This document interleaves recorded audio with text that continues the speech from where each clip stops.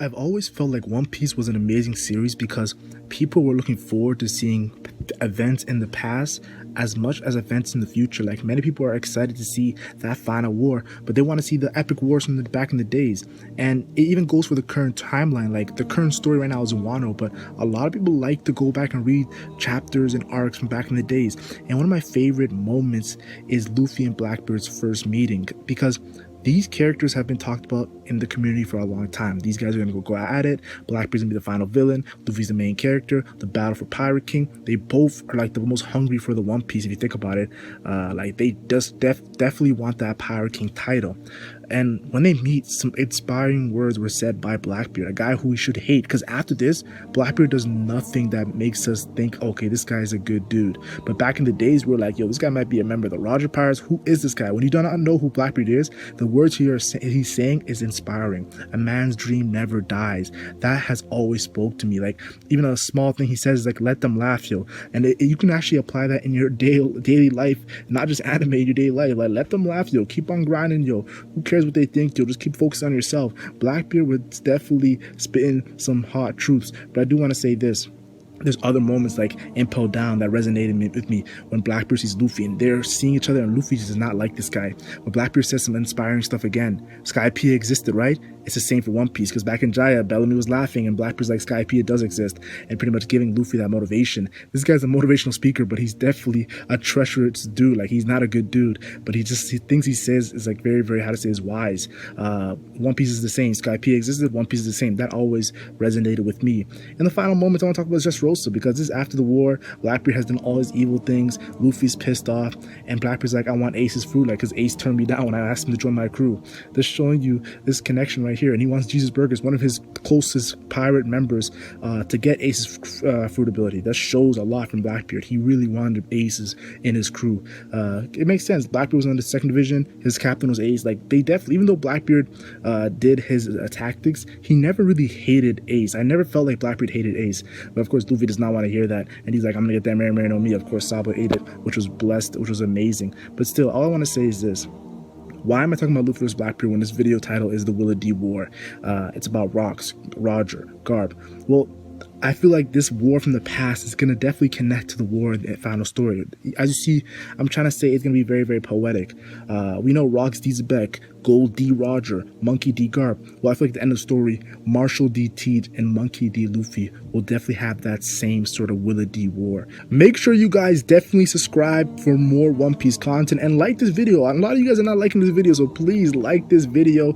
Turn on notifications so you do not miss my One Piece content. January 2021, I'm coming hot with the One Piece content, guys, so please don't miss out. Well, let's get to it. Now, ever since the whole Rocks D Xebec moment in the One Piece community, many people believe that Blackbeard is the son of Rocks. And I'll be honest here, I never actually felt that Blackbeard was the son of Rocks. I thought that would be a very, very cool theory, but I never felt that way. I always felt like Blackbeard was inspired by Rocks. He isn't the son of Rocks, more like inspiration from Rocks.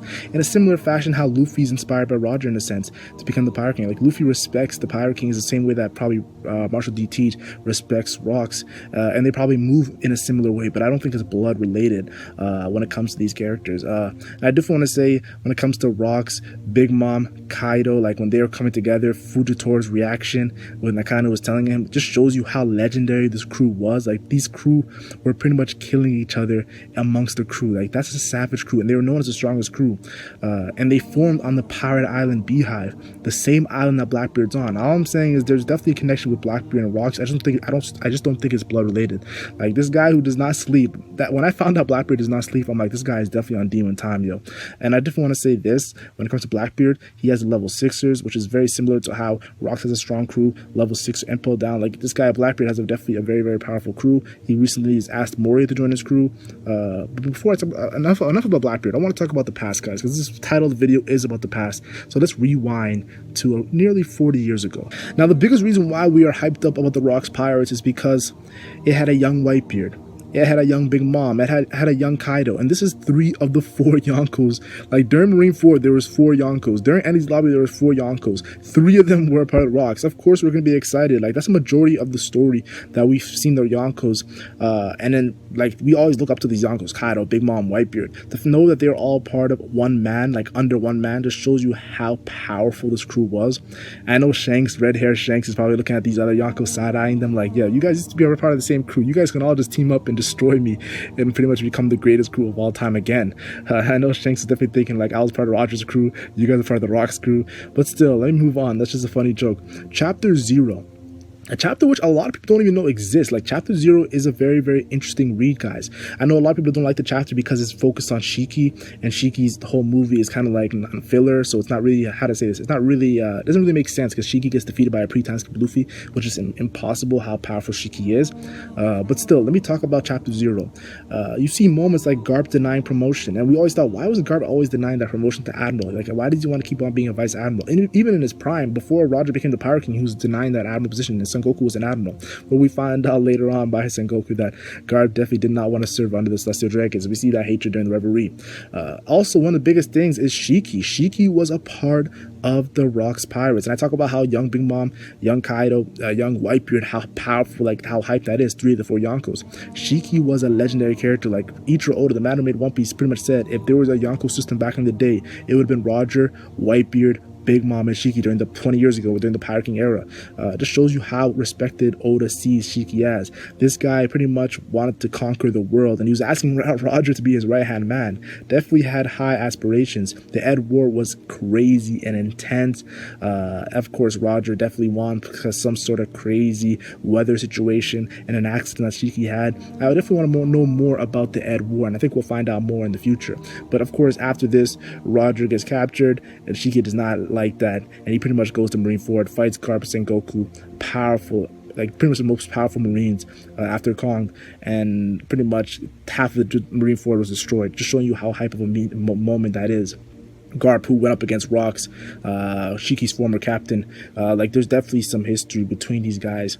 And I feel like Whitebeard's meeting, because after this Whitebeard, Shiki escapes Impel Down, which is a very, very cool feat by himself, cuts his actual feet, no pun intended, and he meets up with Whitebeard. And I always feel like just two monsters meeting up, nothing too big of a deal. Like, it's like Shanks and Whitebeard meeting, or Big Mom and Kaido meeting. But no, this is actually different. Whitebeard meeting, actually not from Big Mom and Kaido, but Whitebeard meeting Shiki kind of is similar to how Big Mom and Kaido meet, in a sense where they were part of the Rocks. Like, it just shows you that there's definitely more meaning to a lot of things we see in the past. That's why you have to look at the past and hold that memory inside of you, because in the future it definitely might have more meaning, guys. Speaking of Garp and Sengoku, Gold D Roger, the Pirate King, the man who pretty much won up against Rocks in the nearly 40 years ago. We see him not nearly 40 years ago, but around like 30 to 20 years ago, around that timeline. He pretty much says to the Marines, yo, bring me Garp or Sengoku. None of you guys are entertaining me. Pretty much another reason why I look at Garp and Sengoku as beast.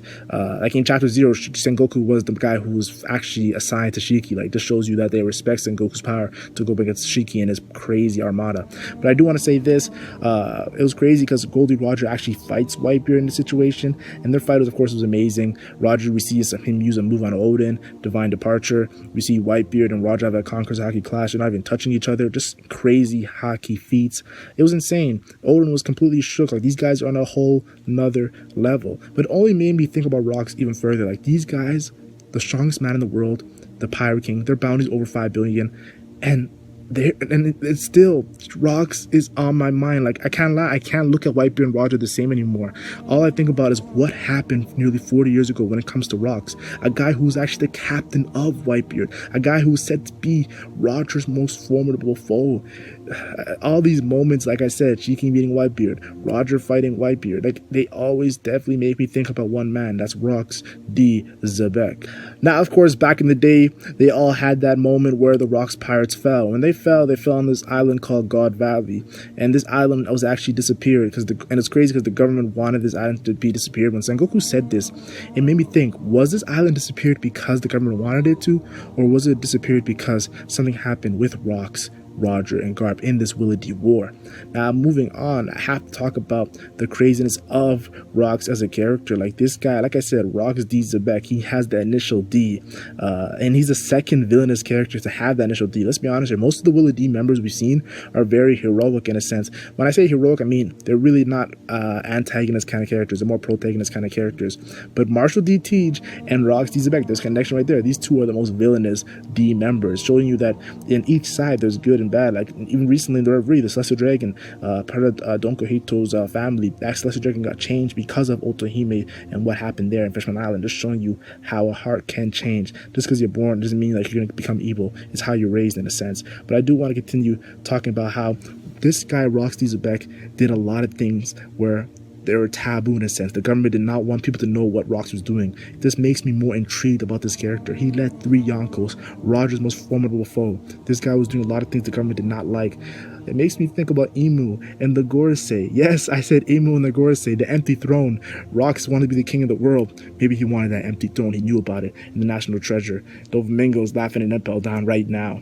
But now that we're speaking about Roger Garp versus Rocks D Xebec, this amazing fight, probably the greatest fight back in the day. Like this probably fight will surpass Whitebeard and Roger's fight now that we know about it. A lot of people want to know what's Rocks' power, because we know Whitebeard's power. Whitebeard had the Gurgur no Mi, the Earthquake fruit. We know Roger pretty much right now is a hockey beast, but we don't, and a swordsman, but we do not know anything else after that. We're just assuming after that. But Rocks, what is his power? Because we've never really seen like what he's able and capable to do, to be over Whitebeard, to be over Kaido, to be over Big Mom, to be over Shiki. What is this guy's power and abilities? And the 2 things I thought about, the first thing is he might have had Kaido's Delph fruit ability. The reason why I say this is because Big Mom gave Kaido fruit ability after Rocks fell, and Kaido's pretty much, Big Mom says you owe me a lifelong debt. Maybe Big Mom knows that this fruit ability would belong to Kaido, this mythical zone, the strongest zone. Maybe Rocks had this this fish fruit, and definitely we're going to see some similar stuff from Kaido that was used by Rocks. That could be definitely a plot line that's amazing. And it makes me think about the whole situation, how Blackbeard took Whitebeard's fruit ability. He was in the same area. How Doflamingo got Ace fruit ability. He was in the same area, Marineford. How Caesar and the whole Smile situation, Punk Hazard. It seems like after a fruit user dies, the fruit will respawn near that area. That's what it looks like right now. So it makes sense that Big Mom, after Rocks fell, got Rocks' fruit ability and then gave it to, of course, Kaido. That would be definitely insane. We know Big Mom's, what she's known for is her intel. She has a lot of intel and everything. Big Mom knows what's up. Even though she's kind of, I'm not gonna say dumb, but like a lot of times clueless in a sense, the way she acts, she's actually very, very intelligent in a sense. You have, when she got her memories back with Queen was definitely shook. So Rocks having Kaido's fruit ability would definitely make this whole Wano battle mean more. And it will also connect to another theory that's been popular in the One Piece community. That's Blackbeard stealing Kaido's fruit ability. That is one of the more popular theories in the One Piece community. If Blackbeard stole Kaido's fruit ability, he would have the Gurgur no Mi, Whitebeard's fruit ability. The strongest man in the world, he has that earthquake power. Then he would have the Yami Yami no Mi, the strongest Loki in the world. And then he would also have, of course, you guys know what I'm talking about, he would also have this fruit ability of Kaido's, the fish fruit, mythical Zoan dragon. If he has the strongest Zoan, the strongest Logia, and the strongest Paramucia, he just would be an insanely powerful character. I recently found out that he had 2 twin sisters. He has 3 skulls on his flag. Is there a connection right there? The reason why he's able to have multiple fruit abilities. The only man in the entire One Piece story ever to have multiple fruit abilities. Like I always thought maybe Blackbeard will steal Kaido's fruit ability, not because it's Kaido's fruit ability, but because it was Rocks' fruit ability, the previous owner.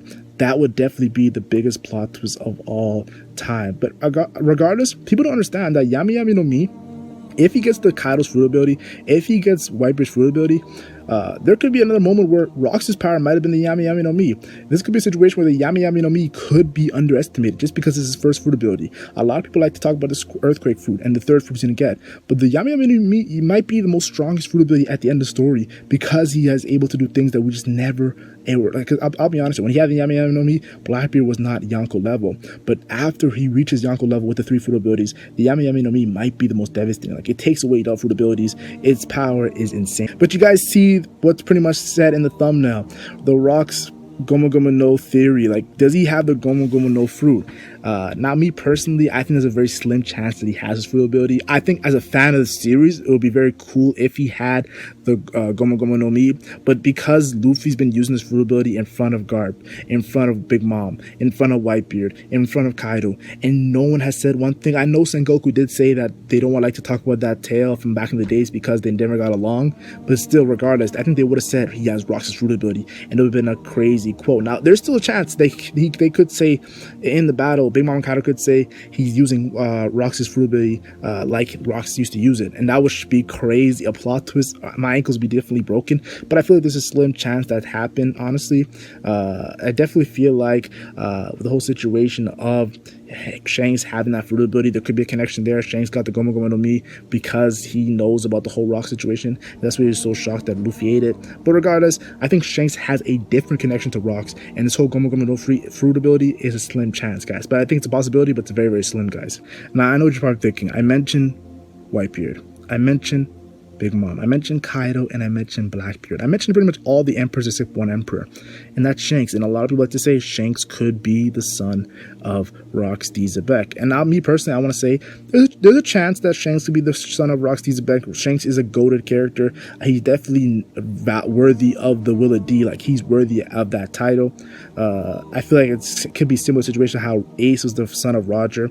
Ace and Roger are similar in a sense, but their goals are completely different. It could be the same with Shanks, where like him and Rocks were similar, but their goals are different, where Rocks wants to be the king of the world, where Shanks wants to free the world in a sense, because Shanks looks like he's actually a good guy. Like, he actually looks like he's trying to do things for the better of the world. That's how I notice Shanks is as a character. And I'll be honest here, he joined the, think about it. Ace joined Whitebeard's crew. Whitebeard's biggest rival was Roger. If Shanks joined Roger's crew, the biggest rival of his father, Rocks, like, that would definitely make a lot of sense. But of course, like I said, I'm not too sure if there's gonna be a whole son of Rocks D Xebec plotline. Like, I know Rocks is dead, Sengoku said that, and Shanks talks about a certain pirate to the Gorosei. But regardless, guys, I feel like this story, all the guessing we're doing, we're not even gonna get close to the actual answer. 40 years ago, Rocks fought Roger and Garp, the strongest marine and the strongest pirate of all time, in their prime. Think about it, guys. This story, once we see it, will definitely give us chills. Just seeing Whitebeard and Roger have a clash, like, and an off-screen fight, had me going crazy. So seeing this battle is definitely gonna have me in an uproar. But that's pretty much my thoughts on this whole One Piece rewind, in a sense, going back nearly 40 years ago with whole Rocks D Xebec, Roger, and Garp. I had a really fun time making this video, guys, because I love discussing the past in One Piece. I know everyone wants me to talk about the future of One Piece, but the past sometimes is a little more intriguing than the future. Just sometimes, guys. But I want to hear your guys' thoughts in the comment section down below. What are your thoughts on this whole situation of Rocks, Roger, and Garp? I'd love to read you guys' comments. Make sure you guys like the video. Make sure you guys turn on notifications, because there's going to be crazy videos on 2021. But that's pretty much it. Like and share if you enjoy. Like and share only if you enjoy. Subscribe for more One Piece content. I'm the LegendMac, and I'm gone.